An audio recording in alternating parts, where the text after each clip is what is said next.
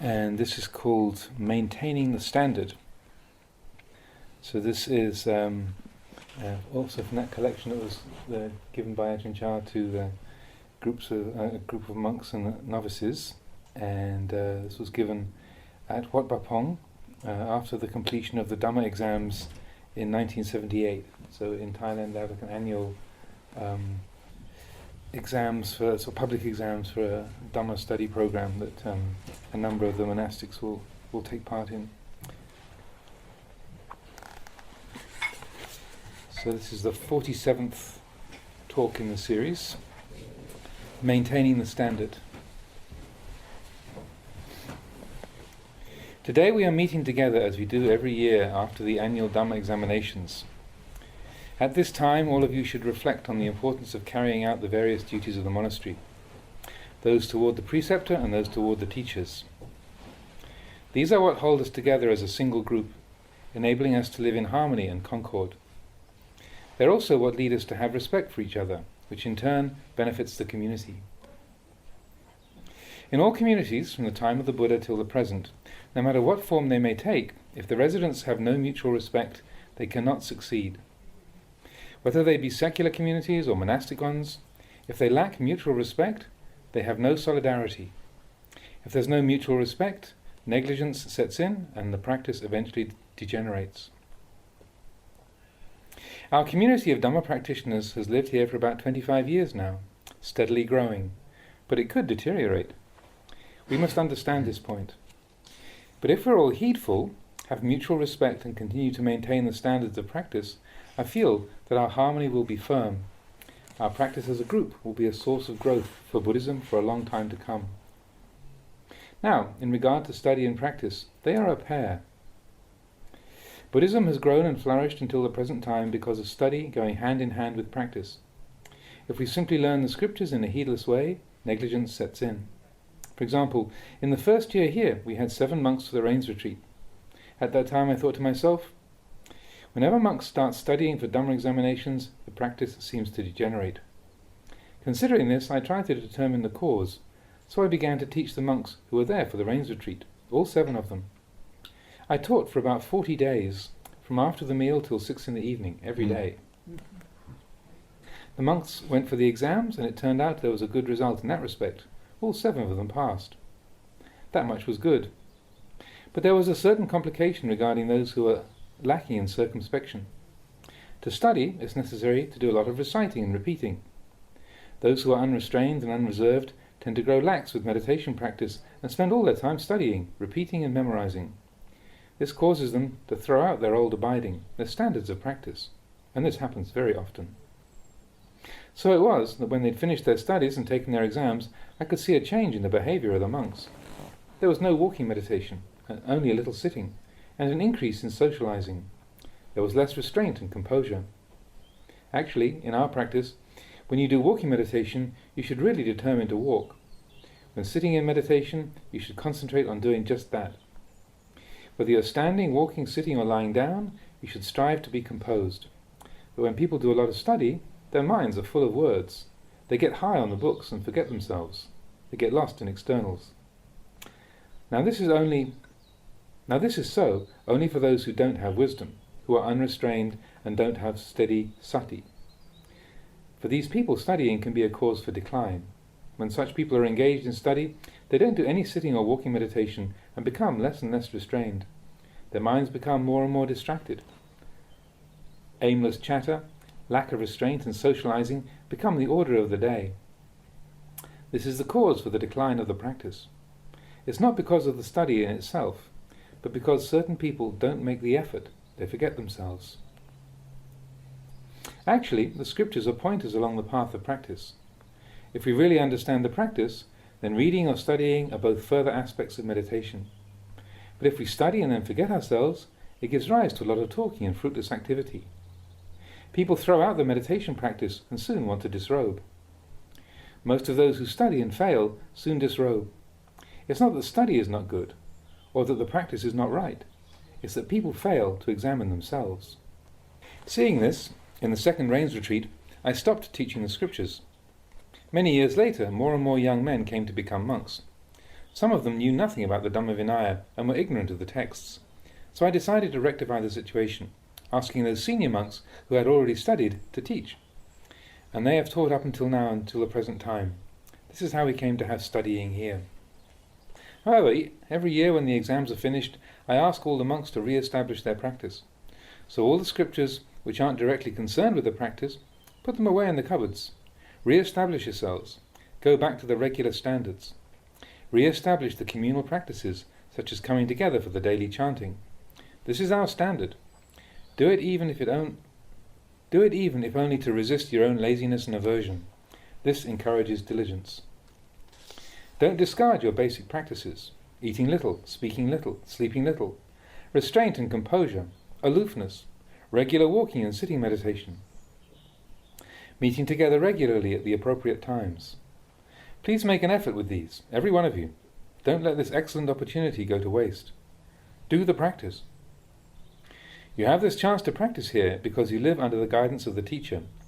He protects you on one level, so you should all devote yourselves to the practice. You've done walking meditation before, now you should also walk. You've done sitting meditation before, now also you should sit. In the past you've chanted together in the mornings and evenings, and now also you should make the effort. These are your specific duties. Please apply yourselves to them. Those who simply kill time in the robes don't have any strength, you know. The ones who are floundering, homesick, confused, do you see them? These are the ones who don't put their minds into the practice. They don't have any work to do. We can't just lie around here. Being a Buddhist monk or novice, you live and eat well. You shouldn't take it for granted.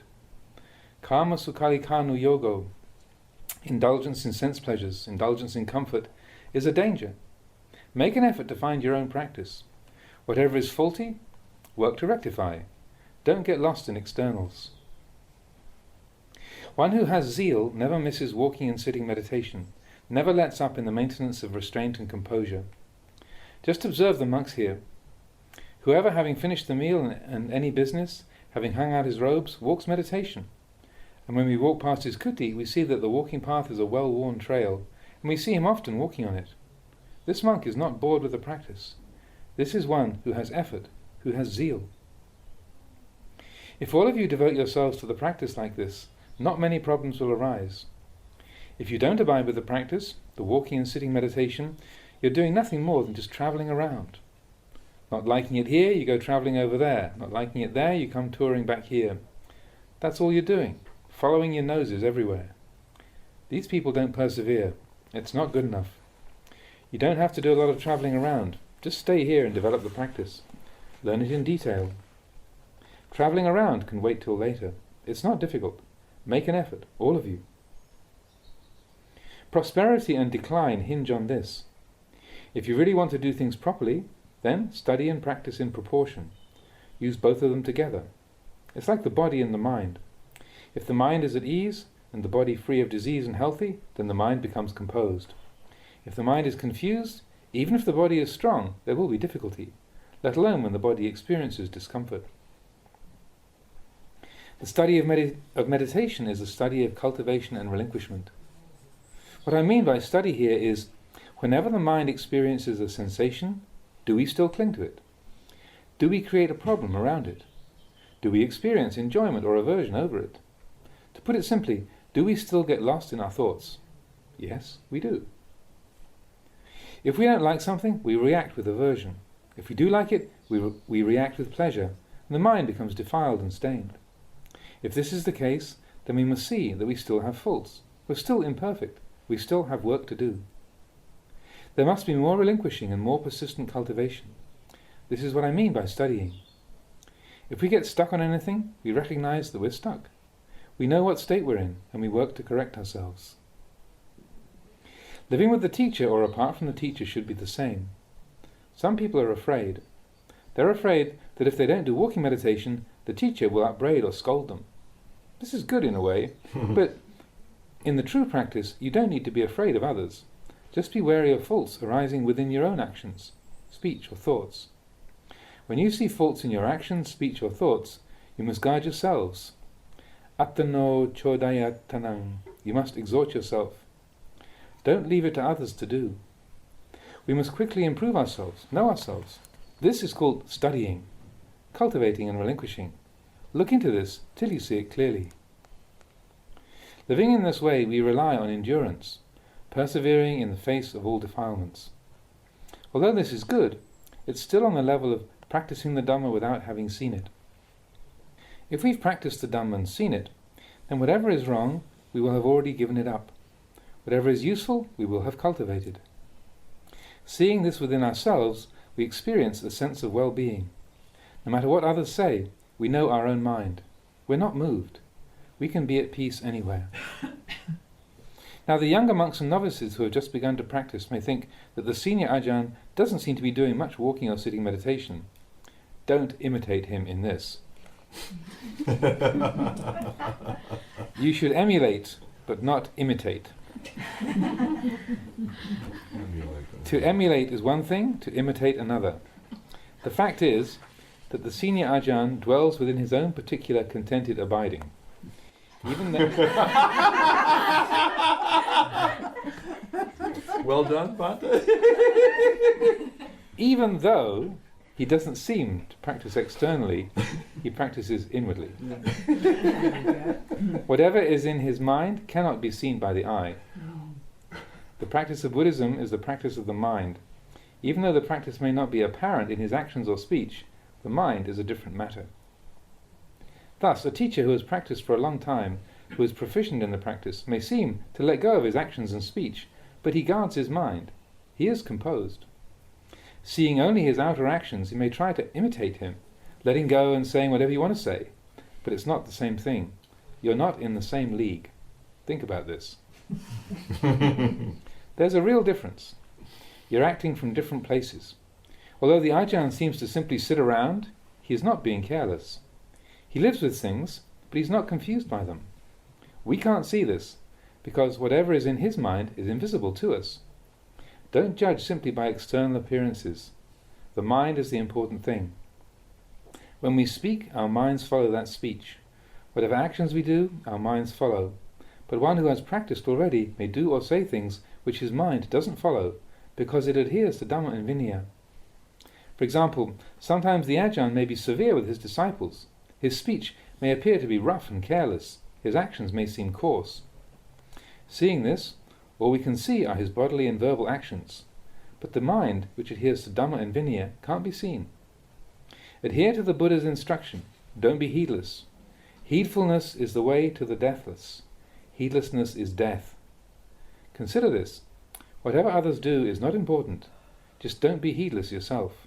This is the important thing. All I've been saying here is simply to warn you that now, having completed the exams, you have a chance to travel around and do many things. May you all constantly remember yourselves as practitioners of the Dhamma. A practitioner must be collected, restrained and circumspect. Consider the teaching which says, Bhikkhu, one who seeks alms. If we define it in this way, our practice takes on one form, a very coarse one. If we understand this word the way that the Buddha defined it, as one who sees the danger of samsara, this is much more profound. One who sees the danger of samsara is one who sees the faults, the liability of this world. In this world there is so much danger, but most people don't see it. They see the pleasure and happiness of the world. Now the Buddha says that a bhikkhu is one who sees the danger of samsara. What is samsara? The suffering of samsara is overwhelming. It's intolerable. Happiness is also samsara. The Buddha taught us to not cling to it. If we don't see the danger of samsara, then when there is happiness, we cling to the happiness and forget suffering. We are ignorant of it, like a child who doesn't know fire. If we understand Dhamma practice in this way, bhikkhu, one who sees the danger of samsara, if we have this understanding, walking, sitting or lying down, wherever we may be, we will feel dispassion. We reflect on ourselves. Heedfulness is there. Even sitting at ease, we feel this way. Whatever we do, we see this danger. So we're in a very different state. This practice is called being one who sees the danger of samsara. One who sees the danger of samsara lives within samsara and yet doesn't. That is, he understands concepts and he understands their transcendence. Whatever such a person says is not like that of ordinary people. Whatever he does is not the same. Whatever he thinks is not the same. His behavior is much wiser. Therefore it is said, emulate, but don't imitate. There are two ways, emulation and imitation. One who is foolish will grab onto everything. You mustn't do that. Don't forget yourselves. As for me, this year my body is not so well. Some things I will leave to the other monks and novices to help take care of. Perhaps I'll take a rest. From time immemorial it's been this way, and in the world it's the same. As long as the father and mother are still alive, the children are well and prosperous. When the parents die, the children separate. Having been rich, they become poor. This is usually how it is, even in the lay life, and one can see it here as well. For example, while the Ajahn is still alive, everybody is well and prosperous. As soon as he passes away, decline begins to set in immediately. Why is this? Because while the teacher is still alive, people become complacent and forget themselves. They don't really make an effort with the study and the practice. As in lay life, while the mother and the father are still alive, the children just leave everything up to them. They lean on their parents and don't know how to look after themselves. When the parents die, they become paupers. In the monkhood it's the same. If the Ajahn goes away or dies, the monks tend to socialize, break up into groups, and drift into decline, almost every time. Why is this? It's because they forget themselves.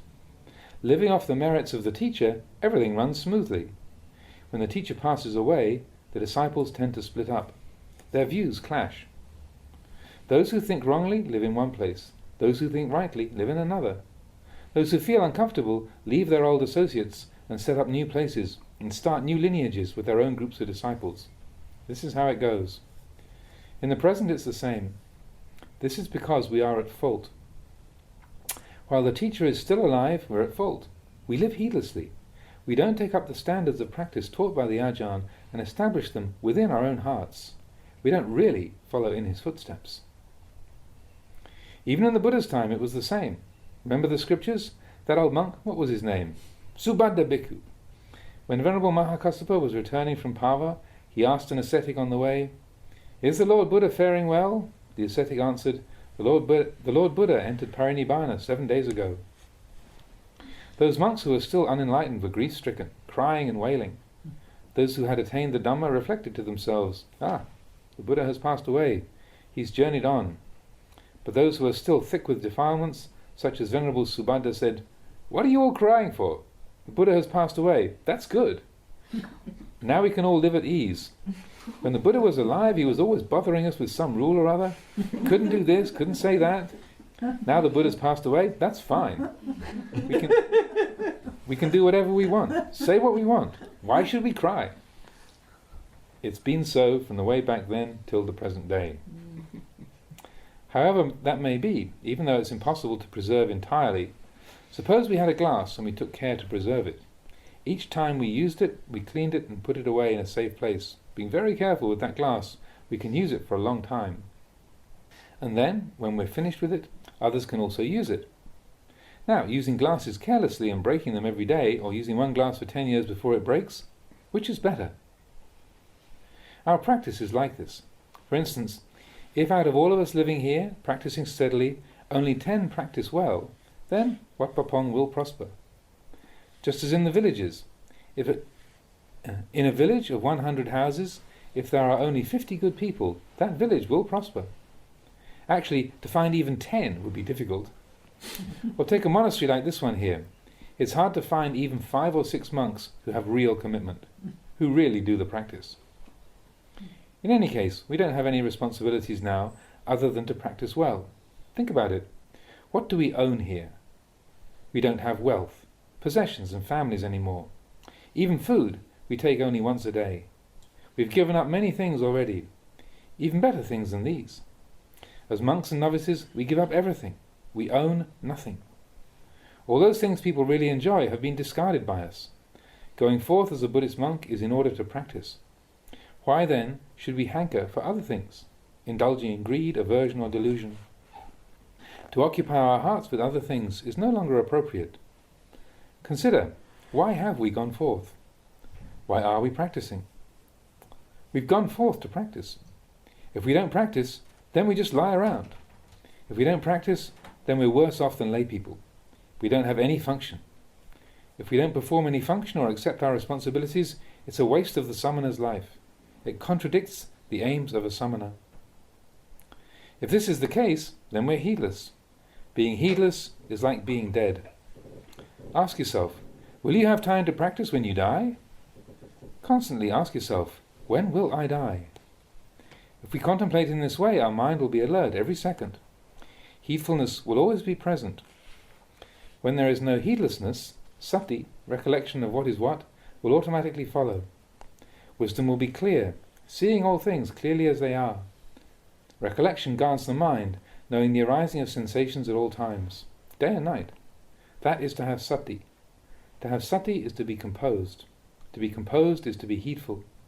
If one is heedful, then one is practicing rightly. This is our specific responsibility. So, today I would like to present this to you all. If in the future you leave here for one of the branch monasteries or anywhere else, don't forget yourselves. The fact is, you are still not perfect, still not completed. You still have a lot of work to do, many responsibilities to shoulder, namely the practices of cultivation and relinquishment. Be concerned about this, every one of you. Whether you live at this monastery or a branch monastery, preserve the standards of practice. Nowadays there are many of us, many branch temples. All the branch monasteries owe their origination to Wat Pah Pong. We could say that Wat Pah Pong was the parent, the teacher, the example for all the branch monasteries.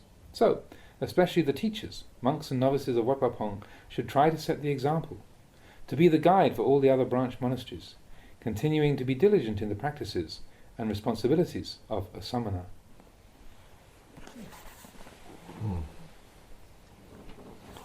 One.